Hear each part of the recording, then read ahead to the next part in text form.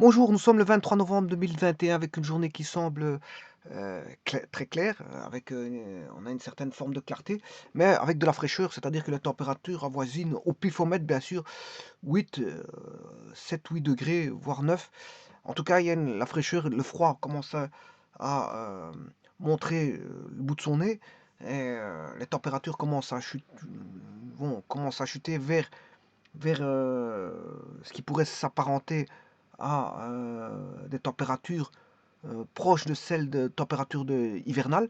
Euh, mais en tout cas, on a une forme de clarté. Et hier, c'était pareil. On avait une très bonne clarté avec une très bonne luminosité. On pouvait voir transparaître les paysages. Les paysages, quand on était dans un véhicule, ben, ça laissait transparaître une certaine forme euh, de météo bon enfant, c'est-à-dire que bon, il faisait bon quand on était à l'intérieur d'une voiture, hein, parce qu'on n'avait pas de contrariété vis-à-vis du vent, puisqu'on est à l'intérieur d'un véhicule, mais on avait la pleine possession de la clarté et de la luminosité du soleil présent. Alors, bien sûr qu'en automne, on peut avoir du soleil, pourquoi pas. Et alors, c'est agréable, puisque en fait, euh, on a une bonne visibilité pour la route et on peut travailler en extérieur. Quoique en extérieur, si vous travaillez, il faut s'habiller un petit peu chaudement parce que il fait un petit peu froid. Un petit peu froid. De toute façon, on approche de l'hiver. Bon, dans un mois, nous y serons aux portes de l'hiver. Donc on s'approche et plus on s'approche et plus il faut s'attendre à ce que les températures dégringolent encore et encore. Je vais vous présenter, c'est une vidéo qui va être consacrée au principe d'Archimède, qui est un principe bien sûr naturel, mais qui a été attribué par la trouvaille de Archimède.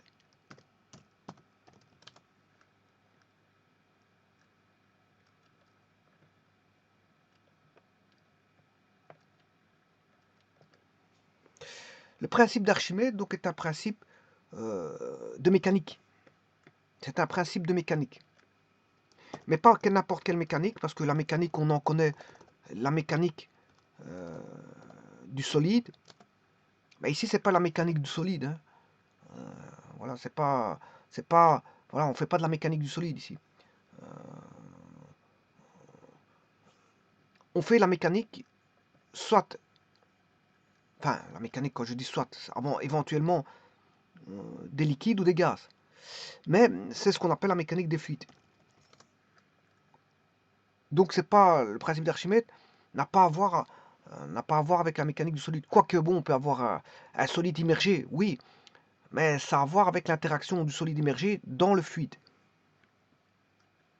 Ce sont des interactions bien sûr de force, l'interaction de force. Donc c'est de la mécanique des fluides. Donc un fluide est soit un liquide ou un gaz. Donc on peut avoir le principe d'Archimède relatif au liquide et on peut avoir le principe d'Archimède relatif au gaz. Alors, pour les liquides, on en connaît, bon, on peut entrevoir certains objets, des corps, qui qui flottent ou qui coulent ou qui remontent en surface. Alors, bon, on peut entrevoir, par exemple, pour les corps flottants, on peut avoir les icebergs, euh, les bateaux, les radeaux, etc. Bon, ça, c'est des corps flottants, mais c'est des corps basés sur le principe d'Archimède. Alors sachez que on est dans un environnement qu'on appelle la biosphère. Et la biosphère, bon, c'est là où c'est vivable, hein, tout ce qui est vivable. On retrouve les êtres vivants dans la biosphère. Alors c'est vivant, pourquoi? Parce qu'on retrouve bien sûr des masses liquides. Et les masses liquides sont de l'eau. Par exemple, on retrouve les océans, les lacs, les rivières, les mers fermées ou ouvertes, peu importe, on s'en fout. Euh, voilà, on trouve d'innombrables cours d'eau. Ces cours d'eau bon, donnent des fleuves, voilà, on peut retrouver toutes sortes de cours d'eau, des fleuves, des lacs, on peut avoir des lacs, on peut avoir des mers, des océans, tout ça sont des cours d'eau. Mais sachez qu'on peut aussi avoir, ça c'est au niveau des liquides, au niveau des gaz, on peut avoir euh, de l'air par exemple. Je pense dans la biosphère à l'atmosphère. L'atmosphère qui est un océan gazeux, voilà, qui est un océan de gaz rempli d'air, et ce gaz rempli d'air permet la vie, parce que l'être humain a besoin d'air pour vivre. Il a besoin d'air pour vivre. Il a besoin d'alimentation et d'oxygène. Et l'oxygène, il le puise dans l'air. Donc il doit s'abreuver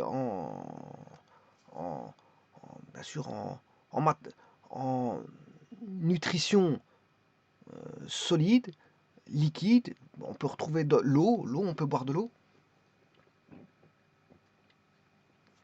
Mais il doit pouvoir respirer de l'air. Donc il vit dans une biosphère dont tout ce qui l'entoure est nécessaire pour vivre. Et la mécanique des fluides fait référence donc un fluide est soit un liquide ou un gaz.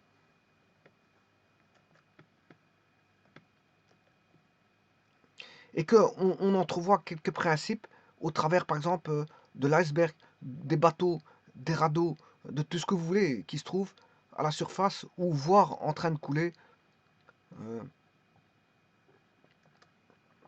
ou remonter à la surface. Tout corps qui est dans un liquide va subir le principe d'Archimède dans les liquides. Alors dans les gaz, c'est aussi vrai, c'est ce qu'on appelle, on a la force ascensionnelle.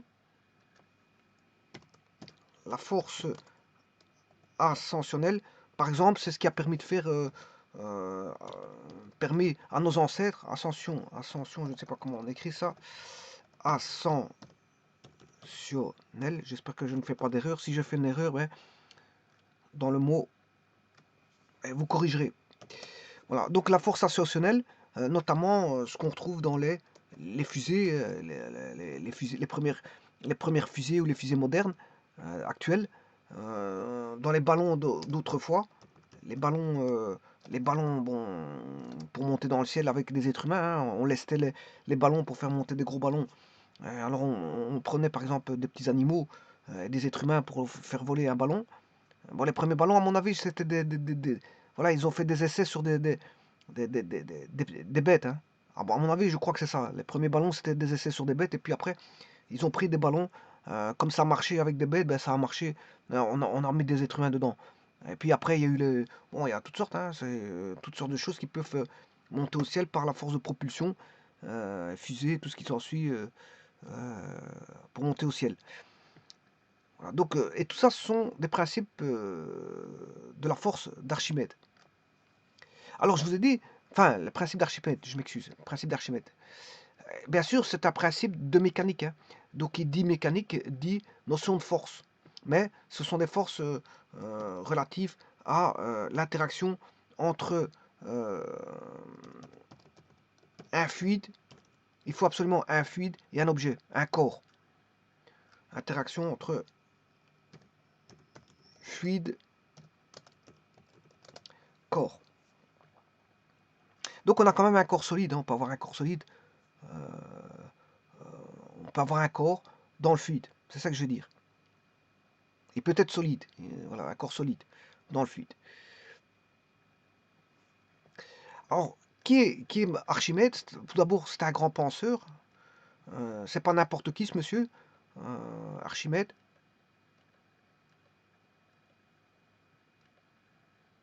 Mais en fait, c'est un monsieur qui a planifié la défense de Syracuse. C'est un très grand penseur, notamment, bon, on sait bien que c'est pas plus, ce n'est pas qu'un penseur, hein. C'est un des plus grands savants de l'histoire, hein. Parce que bon, c'est vrai, à son époque, qu'est-ce qu'il y avait? On connaissait pas grand-chose. Notamment, elle est basée, ce principe d'Archimède est basé sur la gravitation. Bien sûr, il ne connaissait pas la gravitation, mais il possédait, malgré que c'était un grand penseur, il possédait du matériel sophistiqué de son époque. Hein. Donc, ils avaient sûrement des balances pour faire de l'hydrostatique et entrevoir certaines choses au travers de matériel d'époque. Alors, qui dit balance d'époque. Hein. N'allez pas voir une balance comment on appelle ça, de Westphal qui permet de mesurer les densités. Ça n'a rien à voir. Hein. Ah bon, Westphal, c'est beaucoup plus tard. Notamment, je me demande les notions vectorielles, en quelle année sont-elles arrivées, mais je ne crois pas qu'ils avaient voilà, des concepts de notions vectorielles à ces époques-là, donc à l'époque grecque. de cette époque. Donc, ils ont réfléchi, enfin, du moins, Archimède a réfléchi avec les connaissances et les moyens et les connaissances de son époque. Donc, la gravitation n'était pas connue, puisqu'elle est venue longtemps plus tard, alors que dans son principe, il y a de la gravitation qui intervient. Lui, il l'a entrevu par le moyen à mon avis, de balancier, mais c'était pas le balancier de Westphal, ni le balancier de, je sais plus comment il s'appelle, parce que des balanciers, il y en a eu plusieurs. La balance de Galilée, je crois. Voilà, balance de Galilée. Ouais, à mon avis, ouais, c'était la balance de Galilée.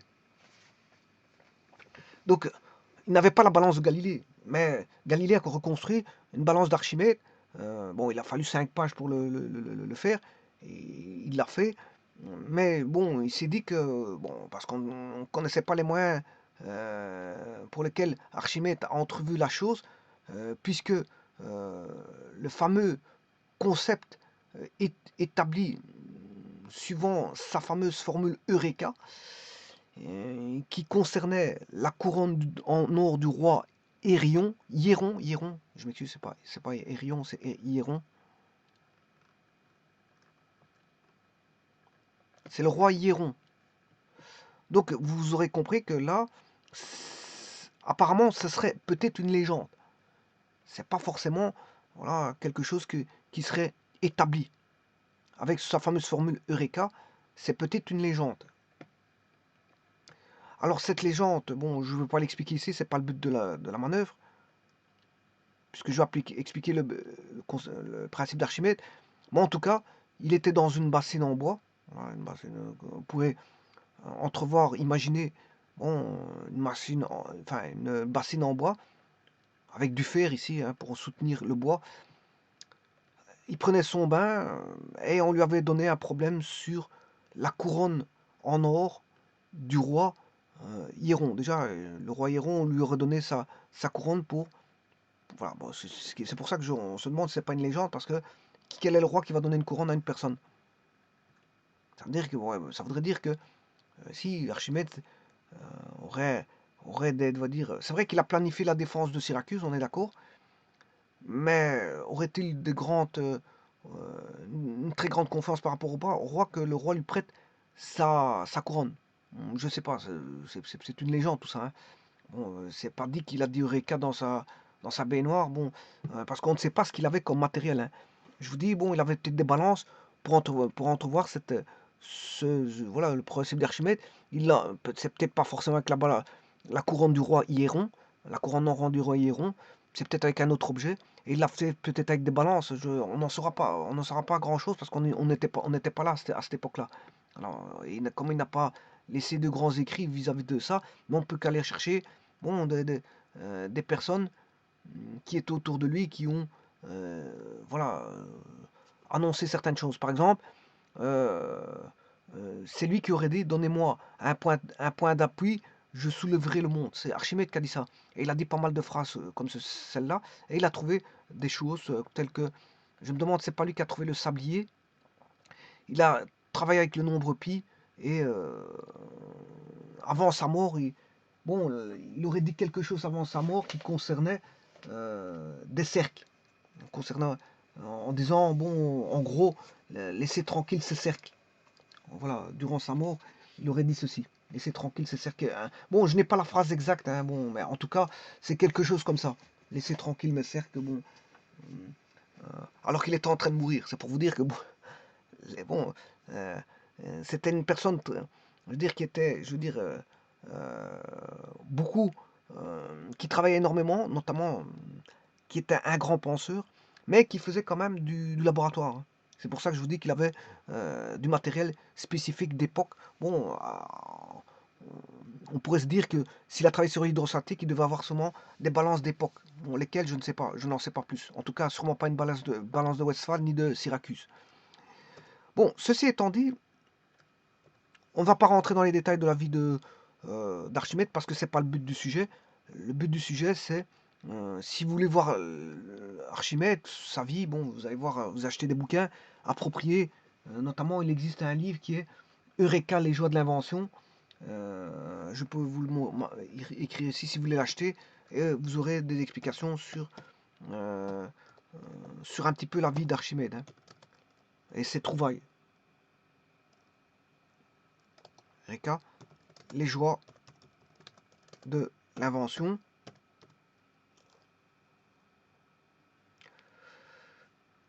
Alors, le principe d'Archimède n'est pas une invention, je vous le dis tout de suite, hein.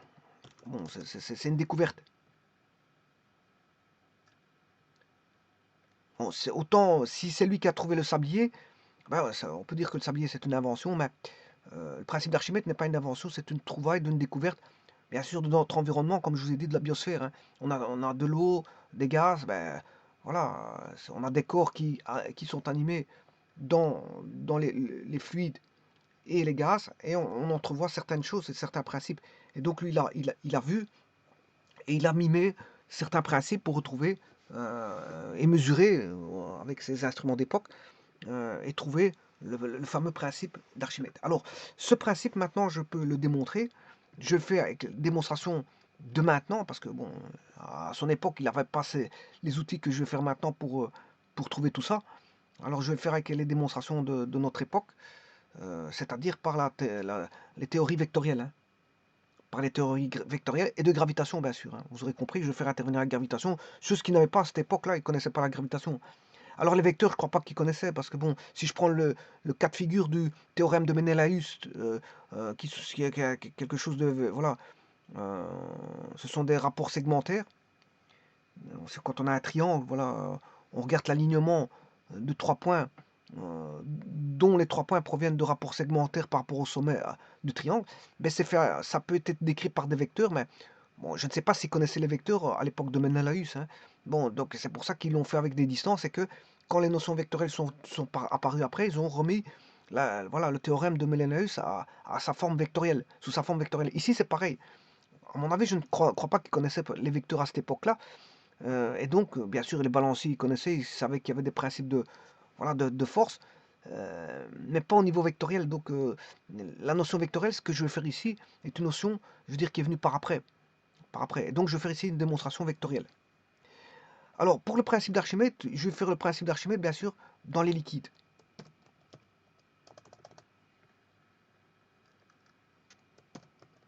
Parce que je vous ai dit que c'était valable dans les fluides, dans les liquides, dans les gaz, mais ici, je ne vois pas la force ascensionnelle, donc je vais voir dans les liquides. Alors, dans les liquides, ça veut dire que, par hypothèse, il faut un contenant, parce que les liquides sont contenus dans des contenants. Alors, il peut être ouvert. Il doit contenir un liquide quelconque. Le mieux, c'est de l'eau, par exemple. Parce que l'eau, c'est quelque chose de courant, qu'on retrouve sur Terre assez facilement. On dit la planète bleue, voilà. Alors ici, il y a une petite erreur dans ce que je fais, je vais vous montrer pourquoi. Alors ça, c'est le liquide. Alors, je vais y mettre des hypothèses sur le liquide. Il a une masse volumique ρ. Il a une masse volumique ρ. Bon, ça peut être un liquide n'importe lequel. Alors, le problème, c'est que ici, je prends un liquide. Alors, je vais vous montrer où est l'erreur. Je prends un liquide au repos. Alors, bien sûr, je ne vais pas prendre un liquide qui subit des forces dynamiques. Par exemple, dans une rivière, vous aurez un objet qui aurait tendance à prendre le sens du courant. Ou voilà, l'objet aurait un sens à contre-courant parce qu'il y aurait une force qui pousserait l'objet dans l'autre sens. Non, on n'aurait rien de tout ça. On n'a pas de force dynamique qui créerait une dynamique d'un objet qu'on pourrait mettre dans, dans, dans le liquide. Donc, pour pas qu'il y ait une dynamique de l'objet qu'on va insérer dans le liquide, il faut que le liquide soit au repos. C'est pour ça que j'ai pris un liquide au repos. Donc, l'erreur ici, c'est que je ne peux pas mettre des vagues. Le liquide est au repos. Voilà, ça c'est déjà une chose. Première hypothèse, elle est immensément importante pour le restant de la démonstration. L'hypothèse là, c'est une hypothèse qui va être utilisée dans la démonstration. Donc, on a ce qu'on appelle un liquide au repos, de masse volumique donnée. Donc, on en connaît la caractéristique physique du liquide parce que on en connaît sa masse volumique. Bon, ça c'est la première des choses. Donc on a bien pour l'instant un fluide de masse volumique donnée. Donc c'est un paramètre physique qui est la masse volumique qui est connue du liquide. Alors c'est valable pour n'importe quel liquide ce principe d'Archimède. Je vous dis, vous prenez n'importe quel liquide. Le plus facile c'est de l'eau, je vous l'ai dit. Alors maintenant, ce qu'on va faire, on va mettre un corps de forme quelconque, j'ai bien dit de forme quelconque, dans le liquide.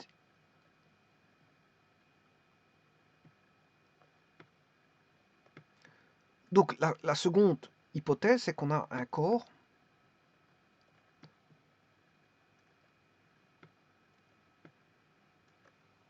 Alors pourquoi un corps de forme quelconque? C'est pour généraliser. Hein. Quand je dis liquide au repos de masse volumique ρ, c'est n'importe quelle masse volumique, n'importe quel liquide et n'importe quel corps. Donc ça veut dire qu'on a affaire à une généralité. Vous prenez quel que soit le corps que vous allez prendre, ça va marcher. Quel que soit le liquide que vous allez prendre, ça va marcher. Donc il n'y a pas des exceptions là-dessus. Hein. C'est pour ça que je dis quand je dis corps, un corps de forme quelconque.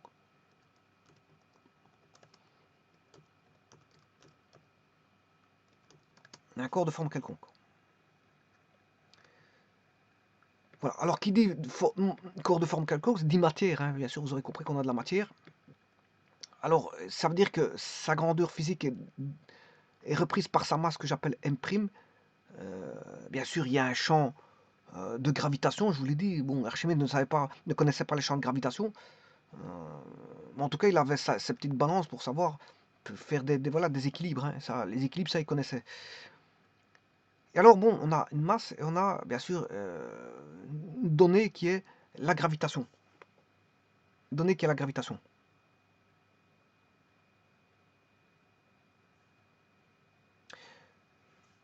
Alors, on a encore un autre paramètre du corps, de forme quelconque, c'est son volume V'.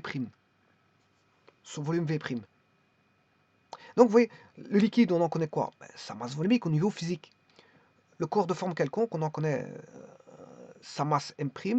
Il y a la gravitation, puisqu'on est autour, voilà, il est dans un environnement où existe la gravitation universelle. Et bien sûr, il a un certain volume que j'appelle V'.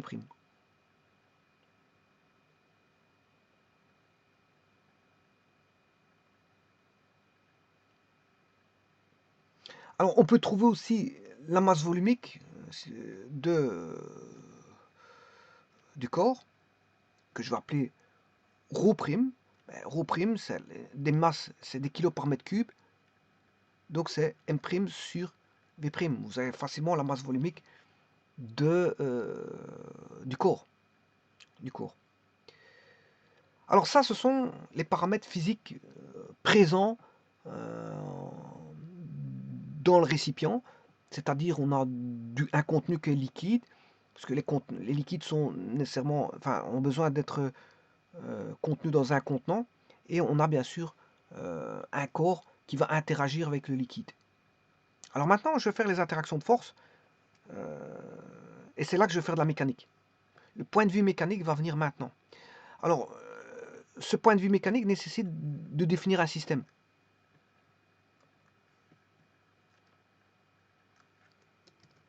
Alors, le système, vous aurez compris que c'est le corps solide. Le système, c'est le corps solide.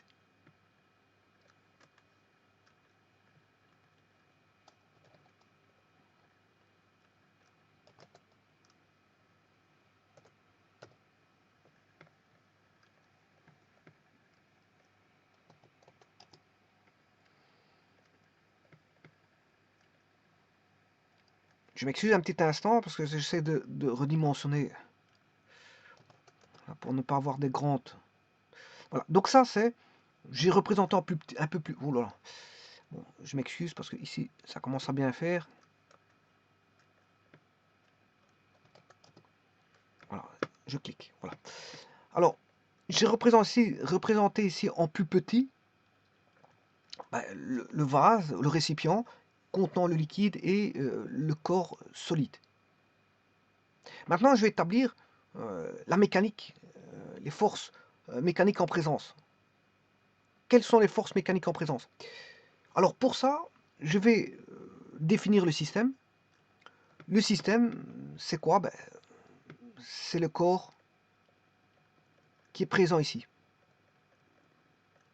Ça, c'est le système.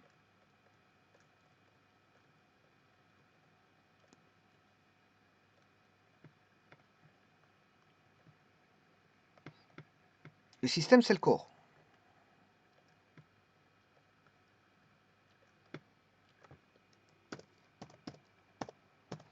À partir de ce système, je vais définir les forces existantes. Alors, la première des forces qui nous vient à l'esprit, c'est les forces de gravitation universelle, qui s'appliquent bien sûr au centre de gravité. Donc je vais mettre le centre de gravité. Supposons que le centre de gravité, il est là. Centre de gravité. Alors, au centre de gravité, je vais lui mettre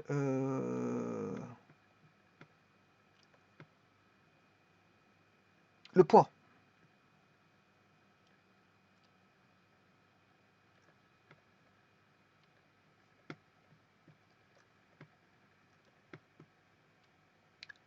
Alors, le poids est dirigé vers le centre de la Terre. Donc, le système est attiré par le système qui est le corps là, solide, est attiré vers le centre de la Terre. Donc, c'est une force qui est dirigée vers le bas. C'est une force de gravitation. Une force de gravitation qui n'est rien d'autre que le poids. Et ce poids, je peux le calculer. Pourquoi? Parce que j'en connais ces paramètres physiques tels que sa masse et bien sûr la gravitation G, qui est un paramètre d'environnement, parce qu'il dépend du lieu. Voilà, c'est la force, voilà, c'est la gravitation universelle. L'accélération de pesanteur, G, qui vaut 9,81, 80, bon, ça dépend du lieu où on se trouve sur Terre. Bien sûr, ici, je suis sur Terre, hein, bon, je ne suis pas dans une autre planète. Hein. Voilà, on étudie le... Voilà, Archimède, il a étudié c'était un terrien, il a étudié sur Terre, il n'a pas étudié sur Mars. De toute façon, il connaissait pas la gravitation, donc il ne pouvait pas se référer à une gravitation ailleurs. Voilà, donc ça, on peut connaître facilement la force de gravitation, c'est la première des forces mise en présence par le système. Une seconde force qui est en présence, c'est une force qui va être dirigée vers le haut.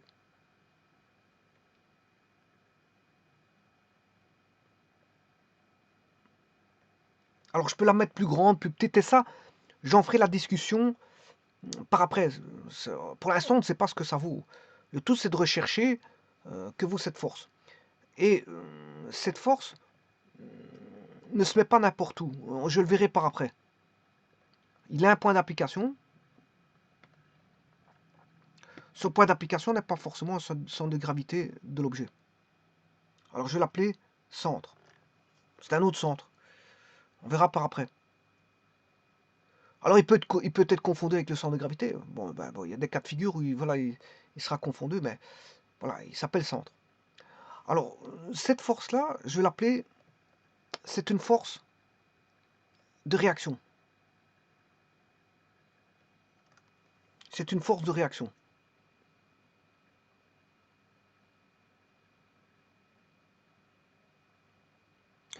Alors le tout, c'est de trouver cette force de réaction. Alors pour ça, je vais considérer comme avec une autre hypothèse, bien sûr, par rapport aux hypothèses que j'ai émises tout à l'heure. Bon, je vais effacer un petit peu quelques pages pour voir un peu plus clair, parce que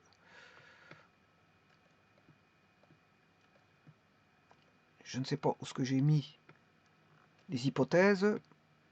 Je vais aller les rechercher tout de suite.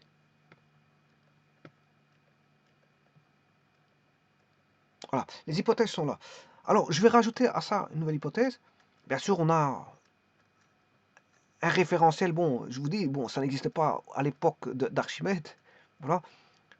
Puisque il est venu qu'à l'époque de Galilée, c'est ce qu'on appelle un référentiel galiléen. On a un référentiel galiléen, ou ce qu'on appelle un référentiel inertiel.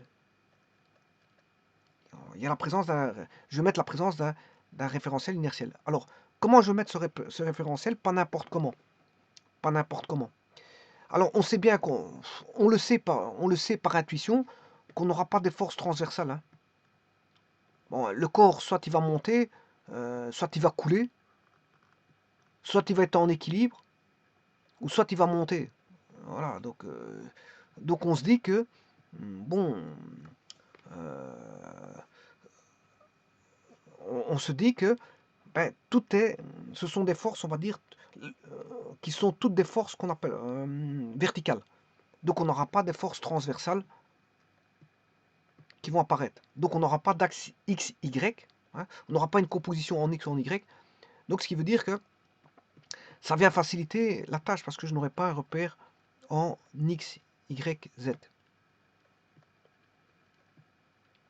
J'ai pas besoin de ça.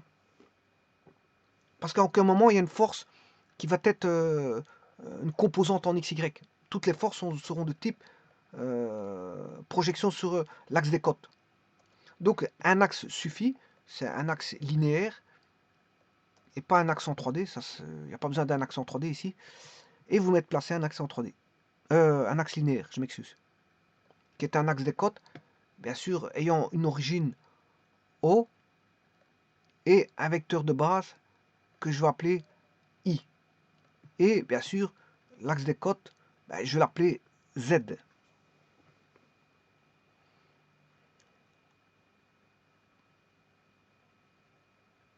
Et maintenant, il faut faire toutes les projections de ces vecteurs sur l'axe Z. Mais il y a un problème.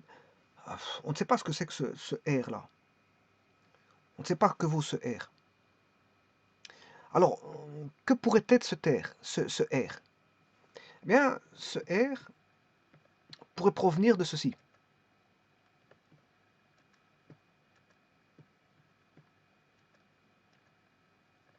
Si je prends le récipient,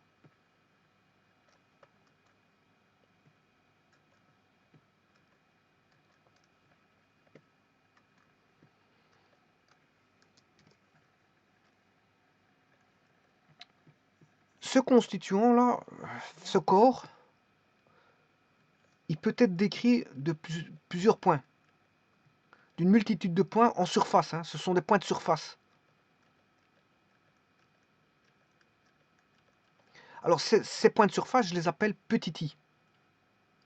Alors, bien sûr, maintenant que je viens de mettre un axe Z, un axe des côtes, chaque Z peut être décrit par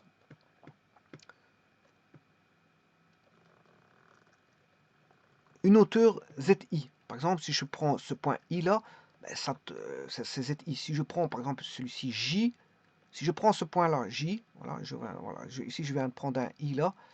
Si je prends J ici, ben, sa cote c'est ZJ. Et ainsi de suite. On peut décrire tout point de la surface du corps. Je parle en surface du corps. Tout point de la surface du corps peut être décrit par une cote qui est sa hauteur dans un référentiel inertiel linéaire, ZI. Voilà, ZI. On a sa cote, on peut déterminer la cote de tout point de la surface. Mais dans cette surface est exercée une force. On a une force. Quel type de force? C'est une force de pression. Voilà. Donc le R là, provient de force de pression. Elle provient de force de pression. Alors, les forces de pression, vous connaissez la pression. Une force de pression, c'est P. On sait bien que la pression P, je vais mettre petit p parce que P c'est le poids. Alors là, P c'est de la pression. P est égal à une force par unité de surface. Une force par unité de surface, c'est une pression. Et donc, qu'est-ce que je pourrais dire d'après ça? Que la surface va se décomposer en surface que je vais appeler delta S. Et que en ces delta S, on aura des forces de pression au point I. Alors bien sûr, le centre de delta S, le centre de delta S, c'est le point I. Hein. Et je pourrais dire que la pression PI est fonction des ZI. En d'autres termes, j'ai mon corps. On a notre corps qui est comme ceci, on s'en fout comment il est, la forme, c'est une forme quelconque. Je vais décomposer en delta S. Voilà, je décompose en toutes des surfaces delta S. Voilà. Tout le long, bien sûr, du volume. Hein. Vous décomposez en delta S. Alors, si je prends une surface quelconque, voilà, je vais le dessiner en plus grand. Alors, je prends cette surface-là. Voilà, je prends cette surface-là. Voilà, j'ai une surface, bien sûr. En un point I, j'ai une force de pression qui est perpendiculaire à la surface delta S. Donc là, je vais dessiner un élément de surface. Et il y en a combien? Il y en a tout le long, j'ai décomposé en combien de surfaces? N surfaces. Tout le long du volume, j'ai décompose en N surfaces. Donc, on a N fois delta S. Il y a N surfaces qui forment, si vous voulez, la surface du volume. Alors, ça, N fois delta S fait la surface du volume complet. La surface du volume complet. C'est une forme quelconque. Donc, je peux écrire que, bien sûr, je vais mettre un vecteur unitaire. Alors, la force Fi, ici, s'applique perpendiculairement à la surface delta S.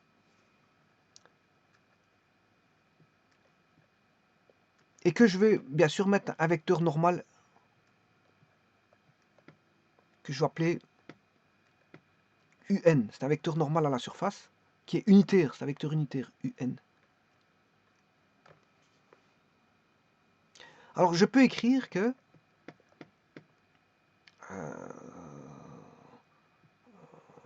la somme des FI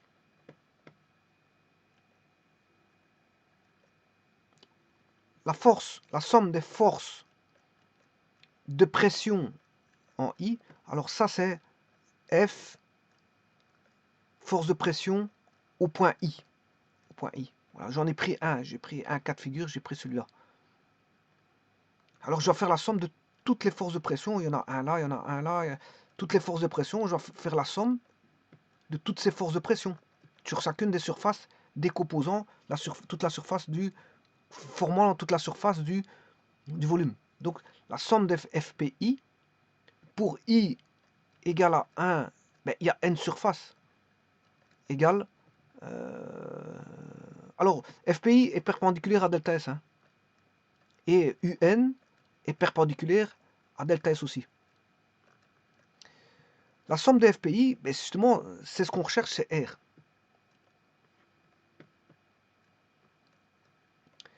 Voilà, notre R là, notre R ici est dû aux forces de pression. Alors que la force du bas, c'est dû au poids, et donc à la gravitation. On a une force de gravitation en bas, et on a une force de pression au-dessus, dirigée vers le haut. Le problème, c'est qu'il faut déterminer ce R. Alors ici, je suis en train de voir comment on pourrait déterminer ce R. On pourrait le déterminer de cette façon-là. Donc, sachant que le R est égal à somme pour I égale à 1 jusqu'à N des F PI, eh bien, la force, on sait bien que P est égal à la pression, c'est F sur S. Donc je peux dire que F est égal à une pression fois une surface.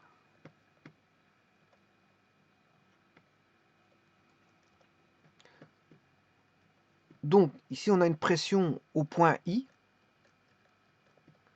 fois delta S, et pour avoir conservé la notion vectorielle, ben, c'est UN qui est le vecteur unitaire perpendiculaire à delta S.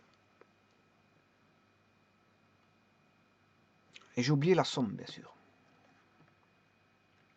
Parce qu'il faut sommer toutes ces pressions en chacune de ces surfaces, il faut les sommer. Alors, il y a un problème ici. Alors, je vais vous dire c'est quoi le problème. C'est que la forme ici, j'ai pris une forme quelconque. Et il est difficile de trouver, comme c'est une forme quelconque, difficile de trouver la surface complète. Ça, c'est un problème. Et il faut trouver une astuce à ça.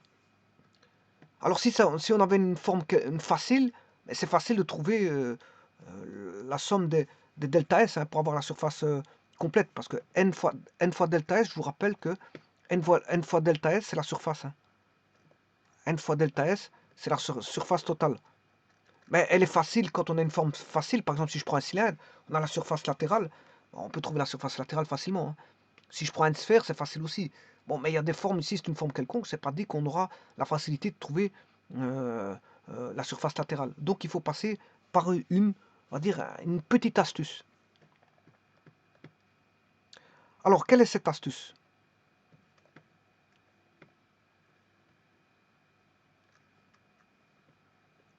On va faire ce qu'on appelle une transposition. On va faire une transposition.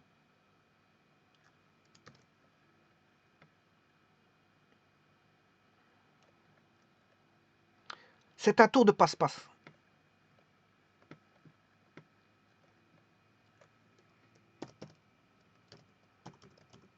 Le but, c'est de rechercher le R. Or, c'est pas évident quand on a une surface quelconque. Donc, on va essayer de trouver une astuce à ça.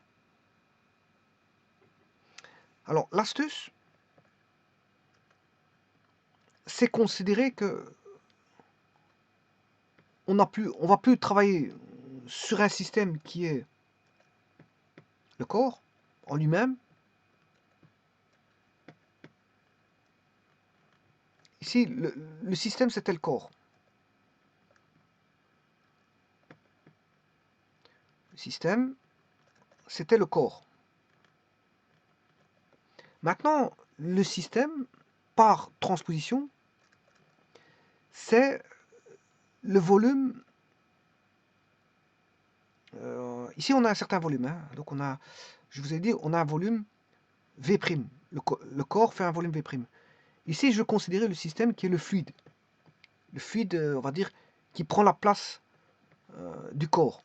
On a retiré le corps, et là, maintenant, on a un fluide. Le système, c'est un fluide. Alors que là, le système, c'est le corps. C'est-à-dire que par transposition, je vais enlever le corps, et je vais le remplacer par... le corps n'est plus corps, mais c'est le fluide en lui-même. C'est la place prise par... c'est la place prise par anciennement le corps, qui est la place maintenant du fluide. Le fluide a repris la place du corps, mais toujours en conservant son volume. C'est-à-dire, la transposition va faire en sorte que là, on a un volume V', mais là, on a un volume V. Mais par transposition, V' égale V.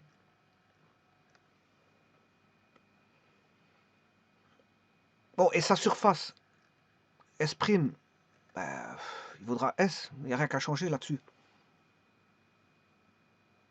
Bon, qu'est-ce qui a changé? Bon, ben là, ce qui a changé, c'est qu'on avait une masse M', et cette fois-ci, j'ai une masse de fluide.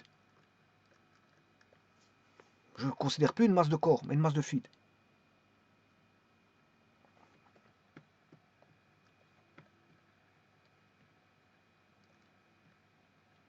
Alors, comme le système ici était le corps, je devais travailler avec ρ', qui est égal à M' sur V'. Alors que maintenant, je vais travailler avec un système qui est fluide, sa masse volumique, c'est M sur V, masse du fluide sur le volume du fluide. Le volume du fluide, c'est V', hein, c'est le même.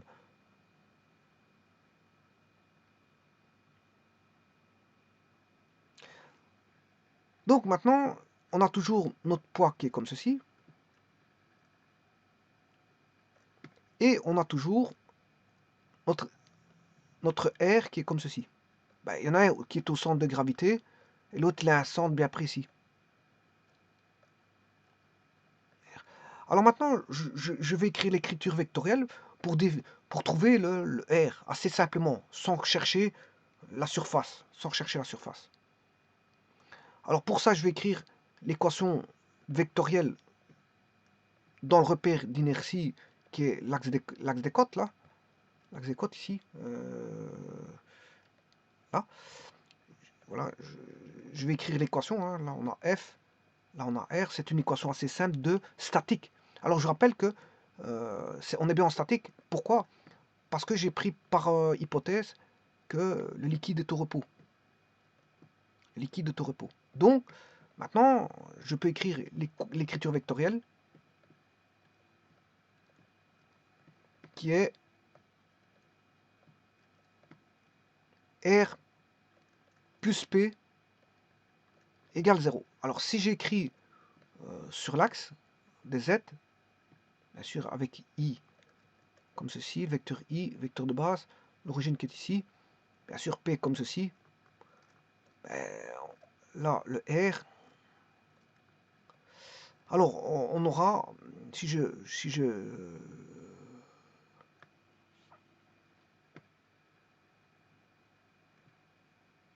alors je vais plutôt écrire P plus R égale 0 comme ça, voilà.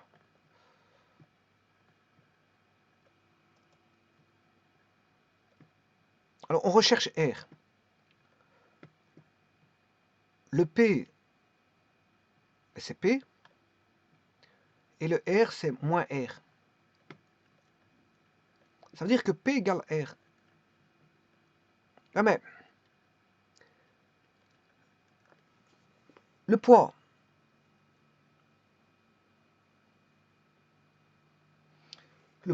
il vaut... Alors j'ai pris le système ici, hein, système fluide. J'ai pris le système fluide.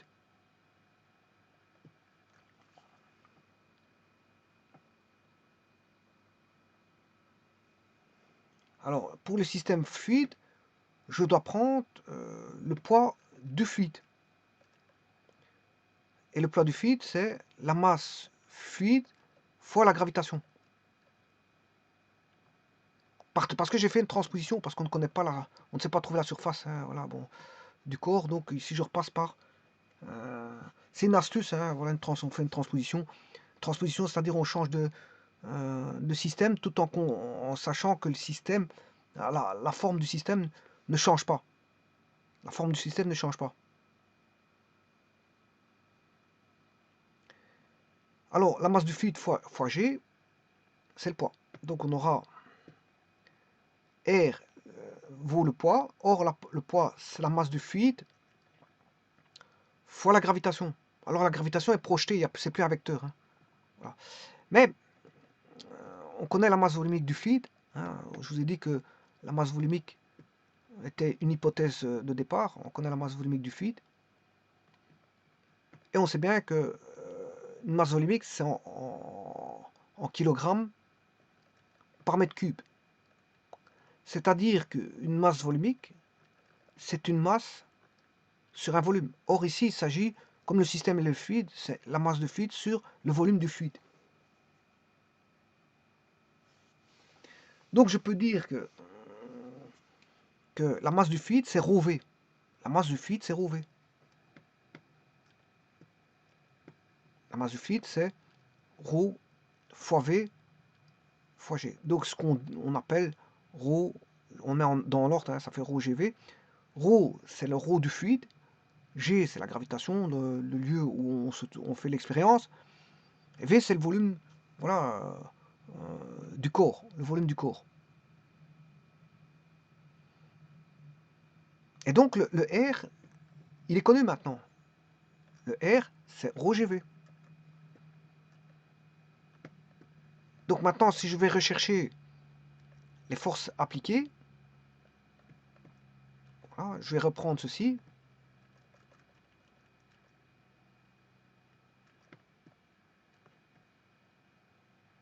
Donc on a dû changer de système ici. Hein. Voilà.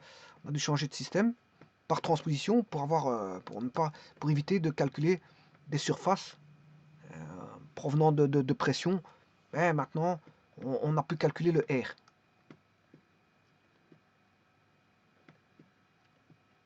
Alors qu'est-ce que ce R? R est égal à ρ GV.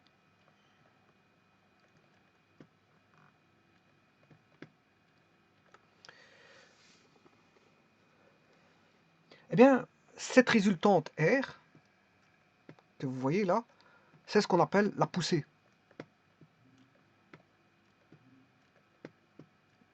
Alors c'est un vecteur. Vous voyez bien que c'est un vecteur. Il a une direction, un sens et une intensité. Son intensité, elle est où? Ben, c'est ρGV. Voilà, ça c'est en norme. La direction, ben, vous aurez compris qu'elle est verticale. Elle est verticale. Hein. Alors son sens, ben, il est dirigé vers le haut.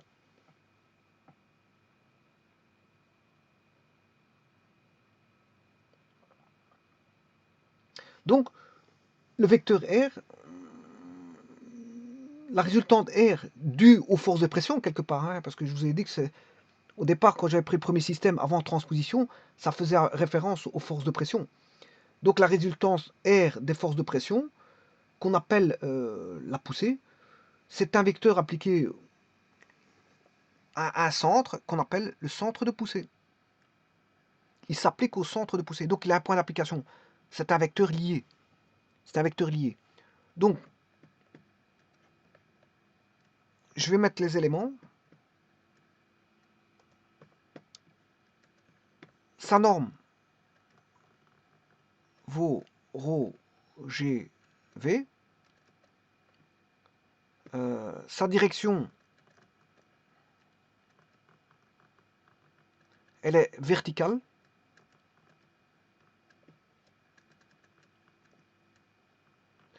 Son sens, dirigé vers le haut. Point d'application. Eh bien, le point d'application, c'est le centre. Non, attention, c'est pas le centre de gravité, c'est le centre de poussée. C'est le centre de poussée.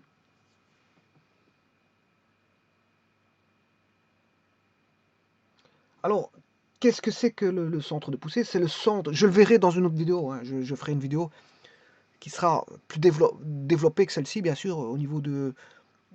Et qui expliquera le centre de poussée et tout ça. Donc, le centre de poussée, si vous voulez, c'est le centre de gravité du fluide déplacé. Voilà, c'est le centre de gravité de la masse de fluide déplacée, de masse volumique ρ, parce que là, ici, j'ai pris le fluide qui avait une masse volumique ρ. Donc, c'est le centre de gravité de la masse du fluide déplacé, ou du système fluide, si vous voulez. De masse volumique ρ et de volume, bien sûr, V. Alors, donc, je vous ai dit que la poussée, elle est verticale et dirigée du bas vers le haut. Elle est dirigée du bas vers le haut. Elle est égale au poids du volume de fluide déplacé par l'objet qui est égal à ρGV. Parce que ça, c'est le poids du volume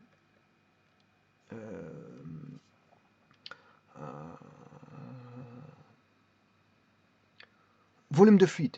Poids du volume de fluide. c'est le poids du volume de fluide. Et donc, vous comprendrez qu'à l'aide de balanciers, on peut déterminer le poids. Ce qu'a fait, je veux dire, comment il s'appelle, Archimède. Bon, ils avaient des balanciers de son époque. Voilà, on peut déterminer le poids.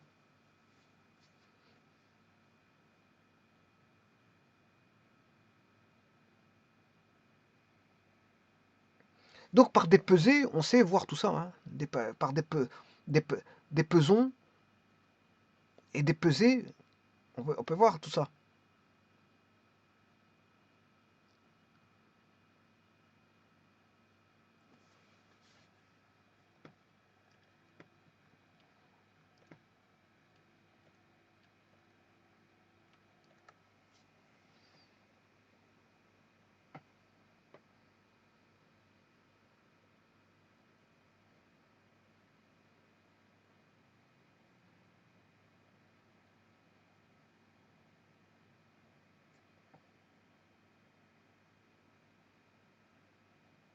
Alors maintenant, voyons voir, ça c'est le cas à l'équilibre.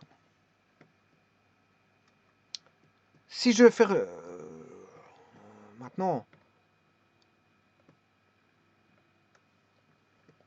qu'est-ce qui va se passer si ça devait monter ou descendre? Pour ça, eh bien, je dois calculer P qui est égal à m'G plus, bien sûr, ce fameux R. Voilà. Et si, bien sûr, je mets sur l'axe des Z, on aura PZ est égal à, bien sûr, ici, il manque, c'est un vecteur, c'est du vectoriel. Hein. On aura, alors je rappelle que ça, c'est le corps, hein, c'est au niveau du corps. On a m'G, R, il est dans l'autre sens, donc on aura moins R.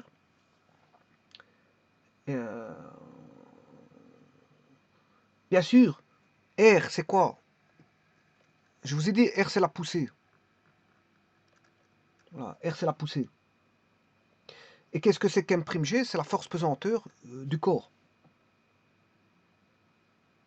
Donc, un objet de masse M', de volume V', et de masse volumique ρ', plongé dans un fluide homogène, de masse volumique ρ, est soumis aux forces de pesanteur, puisqu'on aura m'G, et la poussée qui est R. Et la résultante de ces forces, là on a une résultante, hein, P est égal à m'G plus R. Voilà. Et qu'est-ce que c'est que ce PZ? Eh bien, ce PZ, c'est ce qu'on appelle le poids apparent.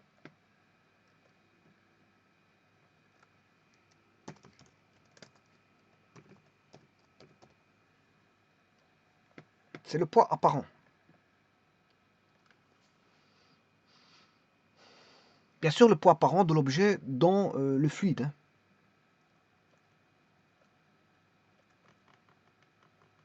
Et on peut faire ça par pesée.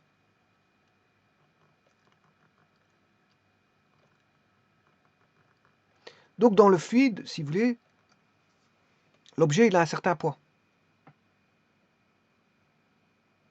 Alors comment je pourrais écrire ceci aussi? Ben, on sait bien que M sur V', c'est ρ'. Donc je peux écrire que M', c'est ρ' fois V'. C'est égal à ρ' fois V'. Donc ici, je peux écrire ρ' GV' moins R, vous savez que la poussée, c'est ρGV. Et qu'est-ce que je peux mettre en évidence? Ben, je peux mettre V' égale V. Hein. Le volume n'a pas changé. Donc je peux écrire que c'est ρ' moins ρ G fois V. Voilà, on peut calculer ρ' moins PZ, c'est ρ', le poids apparent, c'est ρ'. C'est la différence des masses volumiques fois la gravitation fois G. Ben, je vous rappelle qu'ils ne connaissaient pas la gravitation au moment d'Archimède. Hein. Attention à ça. Hein. Elle est venue bien longtemps après. Notamment les notions vectorielles. Bon, ils avaient des pesons, pour mesurer des poids, mais notion vectorielle, ça m'étonnerait qu'ils connaissaient ça à cette époque-là.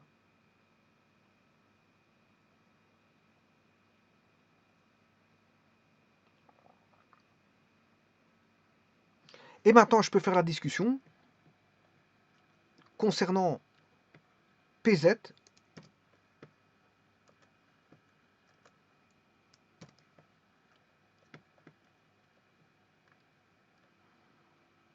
Quand le corps va-t-il monter, descendre ou rester en équilibre?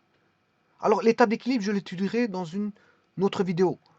Bon, ça nécessite une autre vidéo pour voir l'état d'équilibre. Mais si PZ est positif, et l'objet est soumis à une force dirigée vers le bas, si ρ' est plus grand que ρ. Donc, si ρ' plus grand que ρ, ici, ρ' plus grand que ρ, PZ est positif. Et je vous rappelle que l'axe positif, je l'ai pris comme ceci. Ça veut dire qu'il est dirigé vers le bas, donc il descend. Maintenant, l'inverse, PZ égale ρ' moins ρ, G. Là, il coule, hein, le corps coule. Hein.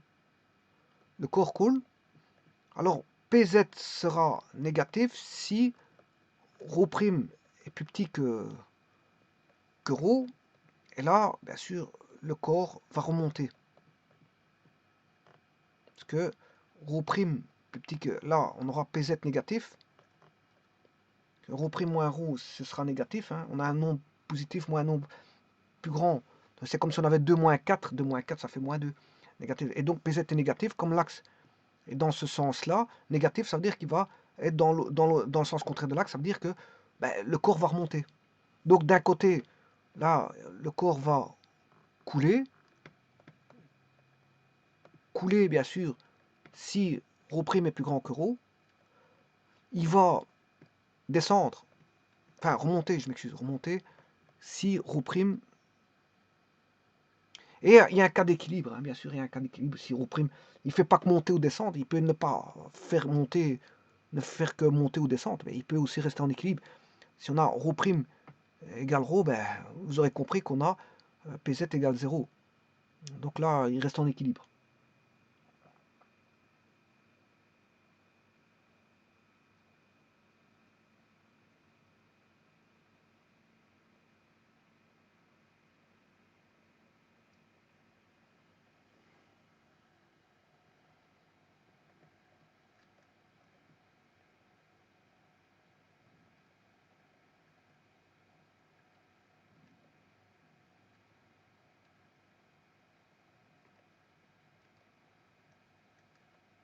Donc on ne savait pas déterminer la surface. Hein. C'est ça qui est bon, on n'avait pas la prétention de calculer, parce que les surfaces étaient difficiles à calculer, puisqu'on a pris une forme quelconque. On a fait un tour de passage en faisant une transposition, en passant par un système fluide, et le système fluide nous aide à voir que bon, à retrouver cette fameuse, ce vecteur poussé, par l'intermédiaire voilà, de la masse fluide, et du volume de fluide qui vaut le volume du corps, hein, quelque part, le volume du fluide vaut le volume du corps. Alors qu'est-ce qui est nouveau là-dessus? C'est uniquement le ρ, hein. Ça a à voir avec la masse volumique, hein. Puisque le G, il est tel que vous prenez le corps, le G, il est toujours le même, il n'a pas changé. Si je fais la transposition, là, la gravitation, c'est toujours le même lieu. C'est pas ça qui change, hein. Vous passez d'un système à un autre, c'est parce que vous avez passé d'un système à un autre que la gravitation va changer. Le volume ne va pas changer, les surfaces ne vont pas changer. Ce qui va changer, effectivement, qu'est-ce qui fait la différence de la gauche et de la droite? Mais c'est la masse M' et la masse M. Ils n'ont pas les mêmes masses. Il y en a un qui fait une masse M' et l'autre une masse M. Et donc ça, c'est vu au travers de ρ'. On l'entrevoit à travers de ρ et ρ. Plutôt, on ne parle pas de masse. En mécanique de fluide, on ne parle pas de masse. Parce que c'est une masse dans un volume. On parle de masse volumique en mécanique de fluide. On ne parle pas de masse. Que ce soit en mécanique de fluide, c'est les fluides. Hein. Que ce soit pour les gaz ou les liquides, on fait intervenir la masse volumique. On parle en termes des fluides, on parle en termes de masse volumique. La masse dans un volume. Notamment pour les gaz, hein, parce que les gaz sont compressibles. Un gaz est compressible. Là, bon, une quantité de gaz, une masse à une certaine pression, bon, il faut étudier que vous, c'est à une autre pression, cette masse. Donc on parle en termes de masse volumique, hein, voilà.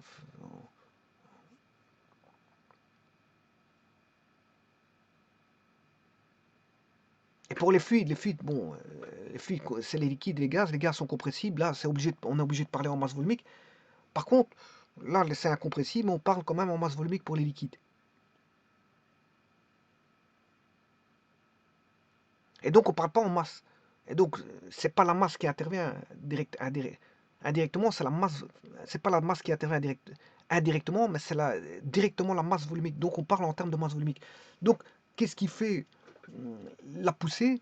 Mais c'est la différence de masse volumique. Alors maintenant, comment a-t-il entrepris la chose? Comment il s'appelle, Archimède? Peut-être qu'il aurait pris des corps de même masse, enfin, il aurait mesuré voilà, des corps de même masse et des masses différentes. Et il aurait, via ses pesons, ses pesées, et il aurait établi voilà, des choses qui feraient entrevoir qu'il y avait monté dans certains cas et descendu dans certains cas par rapport aux mesures, à ces mesures de masse. Voilà. Bon, bien sûr, ici, il a mesuré les masses, mais pour un même volume. Donc, on parlera de masse volumique. Et donc, la formule est claire et nette. La formule est claire et nette, mais c'est une question de masse volumique. Et je dirais même de différence de masse volumique qu'il y a entre le corps et le fluide. Et c'est ça qui fait en sorte que quand est-ce qu'il va couler, quand est-ce qu'il va descendre ou quand est-ce qu'il va rester en équilibre.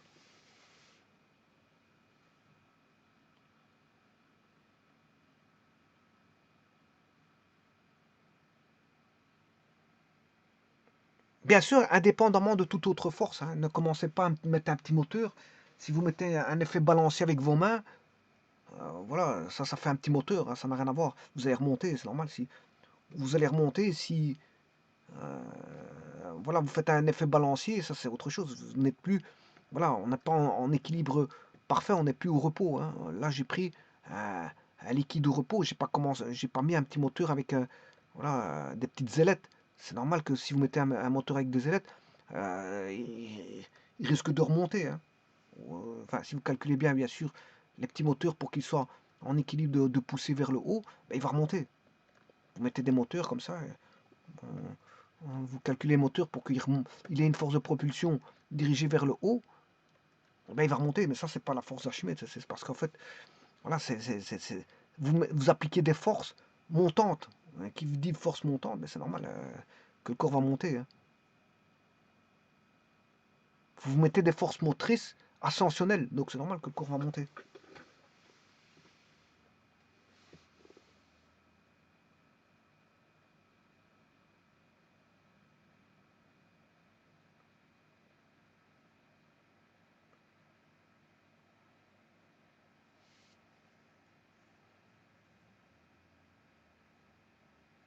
Tout est une question de force, hein.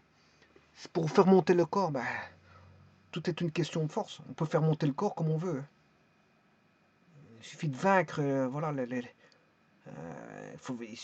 il suffit de vaincre les forces de pression, hein. Il suffit de vaincre les forces de pression. Donc, la poussée. Si on vainc la poussée, la force de poussée, ben on monte. Si on ne vainc pas la force de poussée, ben si on est égal à la force de poussée, on est en équilibre. Si on, voilà. Donc ça veut dire qu'il faut vaincre les forces de pression. Parce que indirectement, la force de poussée R, je vous ai dit qu'elle provenait de la pression. R, ce sont des forces de pression. Donc, si vous vainquez les forces de pression, et ces forces de pression sont dépendantes de, bien sûr, oui, est-ce qu'elles sont dépendantes de la hauteur? Oui, normalement, oui, hein. Oui, mais ici, dans la formule finale, en changeant de système, voilà, la pression n'intervient plus, on ne la voit plus apparaître. Ce qu'on voit apparaître, c'est uniquement une différence de masse, ou de masse volumique si vous voulez. Voilà. Tout est basé sur une force de masse pour que le corps monte ou descende.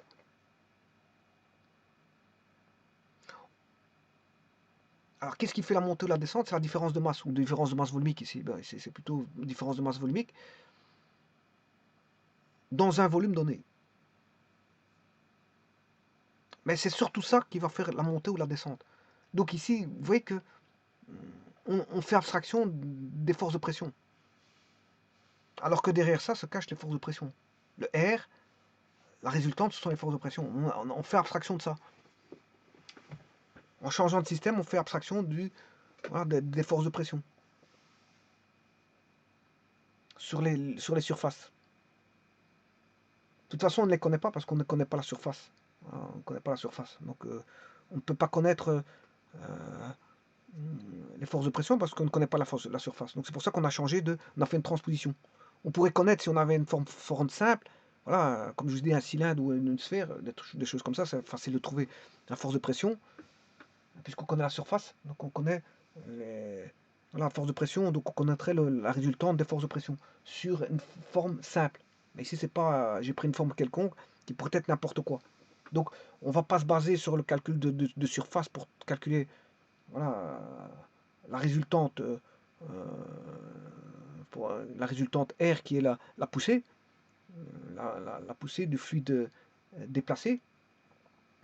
Mais on va tout simplement se baser sur une différence de masse volumique qui fera en sorte que rien qu'avec ça, donc en calculant les masses, si vous voulez, M et M', bon, dans un volume donné, bien sûr, ben, on pourra savoir si le cours monte, descend ou s'il est en équilibre.